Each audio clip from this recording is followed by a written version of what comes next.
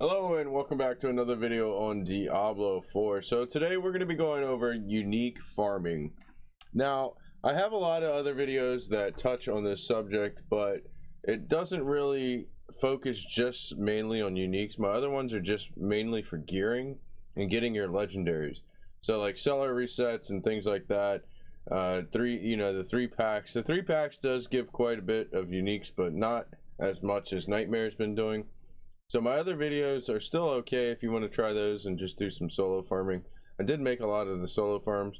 I didn't do Champion's Demise or the other group farms because we're just not group play right now. So I have a video here. This is the Nightmare dungeon. So if you look here on the right hand side over here, it says revives remaining 4. So in a Nightmare dungeon on tier 4, you have 4 lives.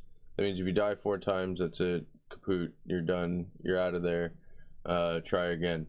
And if you die on hardcore, well, try again, completely new character, have fun. So that's really the only thing, is you're limited on revives, and then there's some attributes that the map has, whatever. Some of those are kind of brutal, like there's one that takes like 20% resources when enemies attack a player or whatever. That one's kind of brutal for druid. So just be aware that some of the nightmare mods are kind of annoying, so once you learn those, it makes it a little bit easier picking which sigil you want to pop and which ones you want to disenchant. So but mainly you're doing the nightmare dungeons just to get uniques, and they drop at a pretty high rate. I get them more so than not. So I think I get one, yeah, right here in the video. I knew one of the spiders dropped it, I just couldn't remember which one. I guess it's the second one. So this bad boy drops a unique I haven't gotten before. He dropped an axe. So yeah, so let's go ahead and show you guys how to craft the sigils and stuff like that. Okay, so just you can be in any main town, Kiovashad, doesn't really matter. So you just want to go over to your cultist, which is marked on the map with this like little weird symbol. I don't know what that is, but yeah, that's the occultist. So just find that symbol and then mark it on your map and head to it, and this is where you'll be able to craft sigils. I can't remember the requirements to do this, but this is like in-game stuff, so you're not going to be doing this until, I would say, after 50ish, probably, maybe 55. So you're just gonna come over here. You can craft sigils here. So sacred is anything tier 3, so that's up to level 20 nightmare, and that's tier 3 world. So we'll be doing tier 4, so we are looking at the 21 to 25, and if you see there it says sigil powder, you click on it, it costs 50. I have 178 left, so you can go to salvage sigils if you need dust. You get these sigils from running dungeons and stuff like that, so you just go ahead and click on this. Let's just pick one. Where's one? Drifting shade, reduce cooldowns, lightning storm. So lightning storm's pretty bad, it's really annoying. And it slows down your run, so I'm gonna go ahead and salvage that, and that's gonna give us 19 sigil powder. So let's just go ahead and do a test craft. So I'm just gonna go ahead and craft 21 to 25.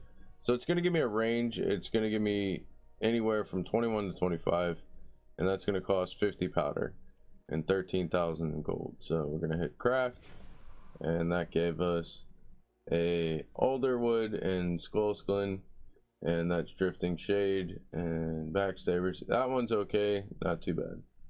So yeah, that's how you craft your sigils, and yeah, pretty straightforward.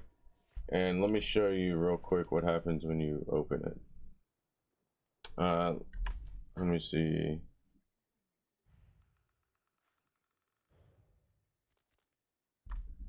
Serpent's Lair. So let's see if I have another Serpent's Lair. Serpent's Lair is really good.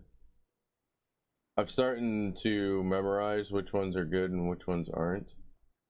So I don't have any more serpents, unfortunate. So like a bad one, for example, a really bad one is Zenith, right? So Zenith, in my opinion, you always want to break this one down because it's a terrible dungeon. So I just don't run that. But anyways, so let's just click on one. And if you haven't discovered it or done prerequisites, it won't let you activate it. So this one I have discovered. So let's see. It's gonna mark it on the map with like a red tooth. You see that like red tooth on there? So then I just put a pin on there, and then I would just teleport here and then go there. And then that's how you start the Nightmare Dungeon. And then once you're there, it depends on which dungeon you get. You just complete the objective, do, you know, whatever. And then once you're at the end, it'll give you the little pedestal that pops up, and that'll allow you to upgrade your glyphs and things like that. And glyphs make you more powerful. And also at the end, you get 2 drops, and those drops are random. So, and as you can see in the video here in a minute, I get a unique from the drop as well. So we got pretty lucky. Normally I get maybe one every, like, I don't know, I'd say 10 runs or so. So it's not too often and it's not that quick, but you do get XP and you do get to level your glyphs. So it's a win-win, and I get quite a bit of uniques doing this, more so than any other event or farm in the game so far. So I find that this is, personally, you know, the hundreds of hours I've spent in the game so far, this is probably the best way to get uniques that I found so far. So yeah. Hey, just a reminder to get future updates when I post future videos and information about Diablo and other video games that I'll be playing. Don't forget to hit that like button and subscribe to the channel. All right, back to the video.